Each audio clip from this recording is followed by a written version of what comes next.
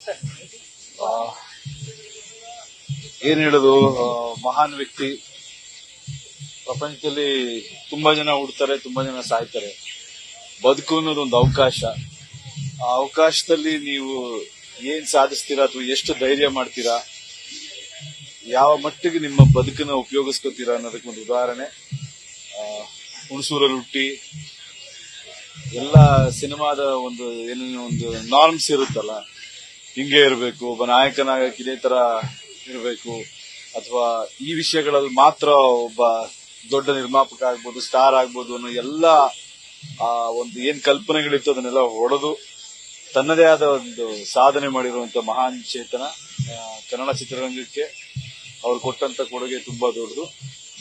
ಇದು ನೋಡಿದಾಗೆಲ್ಲ ಬಹಳ ಸ್ಫೂರ್ತಿಯಾಗುತ್ತೆ. ಯಾಕಂದ್ರೆ ಎಷ್ಟು ಅದ್ಭುತವಾಗಿ ಒಂದು ಅವಕಾಶ, ಅಂದ್ರೆ ಬದುಕೇ ಅವಕಾಶ, ಅದನ್ನ ಬದುಕಿದ್ರು ಅನ್ನೋದಕ್ಕೆ ಸಂತೋಷ ಪಡಬೇಕು. ಅವ್ರಿಗೆ ಗೌರವ ಸಲ್ಲಿಸಿ ನಾವೆಲ್ಲರೂ ಕಳಿಸ್ಕೊಡ್ಬೇಕು ಅಷ್ಟೇ.